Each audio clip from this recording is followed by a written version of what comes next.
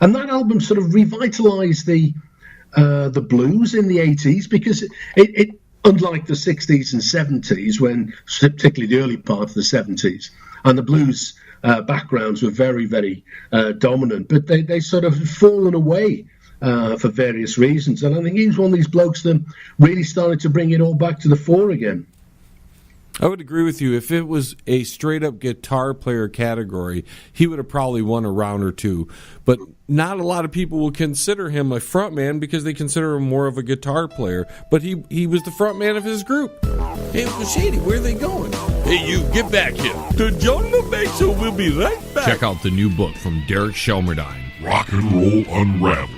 It tells the story of rock and roll from its roots right up until the mid-'70s punk. Rock'n'Roll Unravelled. Not just the music, but also the events that shaped the music. Rock'n'Roll Unravelled. It includes the backgrounds to recording sessions, singles, album releases, births and deaths, epic concerts, and festivals. Rock'n'Roll Unravelled. Shelmerdine has made a painstaking effort to document pretty much every event that would prove significant in shaping popular music. Rock'n'Roll Unravelled. Purchase the book at www.rock'n'rollunraveled.com. Follow him at Twitter at R&R Unraveled, and look him up on Facebook at Rock'n'Roll Unraveled. Rock'n'Roll Unraveled. By author Derek Shelmerdine. Available now. Hey, man, you're listening to the John Lebang Show, man. The place where chronic brain cell rejuvenation happens. Feel like you're getting any smarter yet? Yeah. And unfortunately, he's no longer with us either. No, he died in a helicopter crash in 1990. But I always remember, I can't remember which Frank Zappa album it is, but in one of the introductions, because he's always introducing the band, and an awful lot of stuff that Zappa puts out is live, even what you think are studio albums.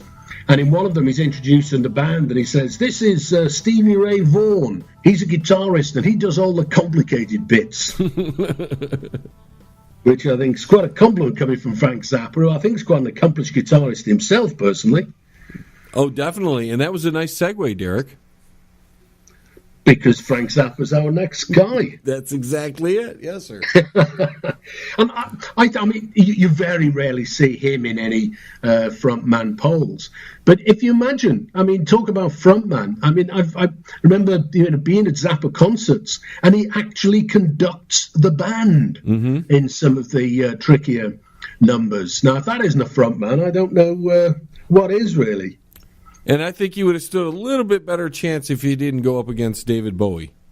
Oh, that's right. I mean, he didn't fare at all well. If you just looked at, the results, I mean, he was well trounced. But, I mean, David Bowie is a guy who is a renowned frontman by any definition of the word. And, a deserved win. I mean, I know I'm a big Frank Zappa fan, and I suggested Zappa for this particular poll. I didn't honestly expect him to do too well, but I mean the guy is just unbelievable. I mean, if you think about personality, the whole ethos of being a frontman. If you imagine way back in 1963. He appeared on the Steve Allen Show in America, and he performed his concerto for two bicycles.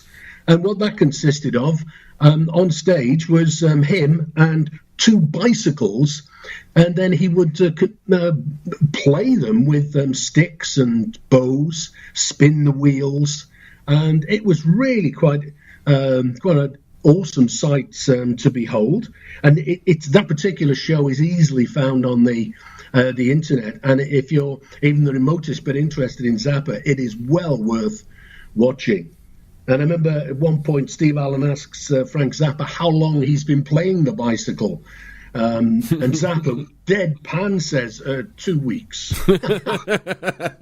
When you're talking about eclectic, you have two in this little matchup here that are very eccentric frontmen. Well, he just oozes out of all corners of the music. I mean, he bought his first recording studio in 1964, and he was busy. He worked there a couple of years before he bought it, and he was recording doo-wop artists and surf artists and all kinds of stuff. And in '64 again, he nearly had the first ever rock opera. He actually sent an outline of something he called "I Was a Teenage Malt Shop" to great. KNXT, a CBS, a part of CBS, and they rejected it. Now, if they had actually accepted it, that would have been the first rock opera and would have preceded The Who's Tommy by like half a decade. I mean, the guy's just all over the music industry. Absolutely incredible. And he was recording that at his Studio Z, right? That's right. Captain Beefheart was very much involved in all that with him at that particular time. And it was '65. He joined a band called the Soul Giants. They were a sort of bar band playing covers. And that was when they changed their name to the Mothers and started doing their own material. Well, when I say their own material, I mean doing Frank Zappa's material. And it was middle of '66 when their first album, Freak Out, came about. That was released by the Mothers of Invention because the record label wasn't keen on the band being called the Mothers. So they were insistent on extending the name out a little. And it turned out to be a great name anyways, the Mothers of Invention. Great name. Oh, absolutely. Now, unfortunately, he passed away in '93 from cancer. I mean, I mentioned at the top of the show that, three of the guys are talking about in the 27 Club. Somewhere around 19 of the people we're talking about have actually shed this mortal coil. And that's quite a big percentage, really, when you consider that we're normally talking about people who are doing stuff in the 60s and 70s, and a large percentage of them are still on the road. I was quite surprised when we actually put this all together, and I started analysing a little to find just how many had moved on. Yeah, and a lot of the vocal, I mean, we spanned, like I said earlier, we spanned a wide range of genres inside the rock realm, and that means we took up a great deal of time period to make that work. So we included people from the late 50s, early 60s, as well as people all the way into the 90s. That's right. I mean, that's why I was so surprised, because so many of these people are actually from, not starting their careers in the 50s and 60s. One of the big names in rock and roll from the Van Halen band, David Lee Roth, he went up against Prince. That's right. I mean, he lost out against Prince. It was a relatively close affair. But, I mean, he started out in '74 with Mammoth. Before they changed their name to Van Halen. But, I mean, he is one of these sort of legendary frontmen, really. Extremely flamboyant. I've seen him in concert. He's a great show. He does quite a lot of solo stuff as well. Yeah, I think for a while there he was doing the whole Las Vegas thing, just like some of those other guys. Like he was doing the Elvis bit, basically. Yeah. Oh, an awful lot of these bands now have a week in Las Vegas. I know we talked about the Moody Blues the time before, and they've got a week coming up in Las Vegas. So I think everybody has sort of fitted into their schedule now. It's no longer the whole cabaret circuit that it used to be. And that gives us a nice segue into the next one, where it was Elvis Presley versus Bruce Springsteen and Clarence Clemens. Absolutely. Yeah, I think for me, certainly, if I'm thinking about Bruce Springsteen live, you couldn't think about Bruce without immediately thinking about Clarence Clemens. Because I think he was a very, very important part of that sound. And I think that's why, certainly live, Bruce Springsteen's so good, been so successful, but, playing rock and roll. Because if you look back to the 60s, to the 50s rather, the instrumental break was the saxophone. It wasn't until the late 50s, 60s that the guitar became the instrument of choice, as it were. So I think when you've got a modern rock and roll setup with Bruce Springsteen, to have someone as good and with such a stage presence, I mean, he was a big chap, was Clarence. And I think he really complemented each other. But what was really quite surprising for me is that Elvis trounced him. Killed him.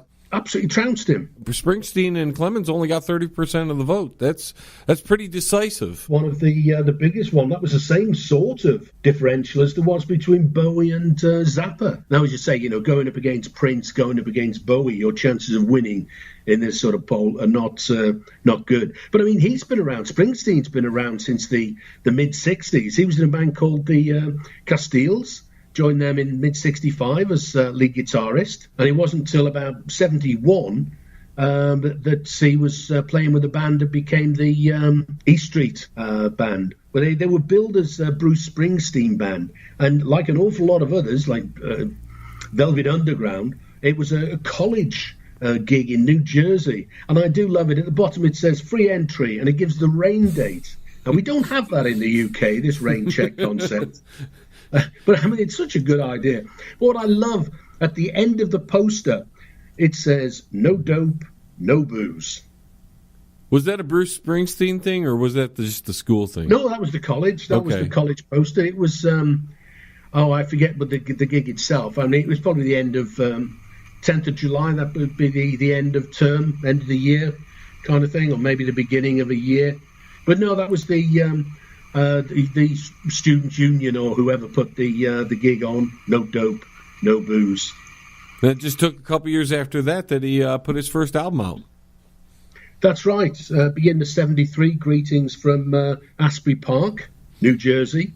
But the great one is he worked very hard to find fame. There was, nobody can ever accuse Bruce Springsteen of being an overnight success.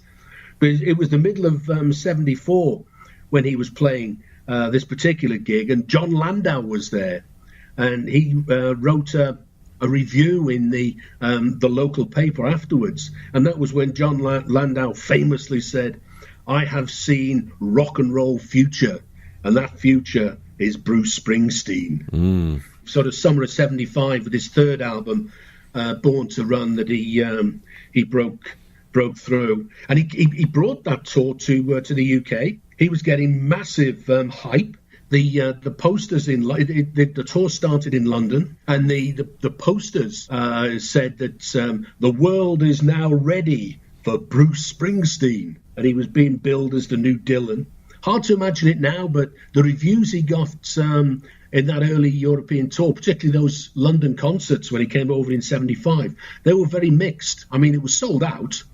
But he got quite mixed reviews. So he was certainly on a slow burn. But once he did pick up, and I mean, Born to Run really was the album that established him. And it's interesting because when I look back at Bruce Springsteen, I remember him in the 80s, and to think that Born to Run came out in 1975, it just shows you how long and how strong his career went.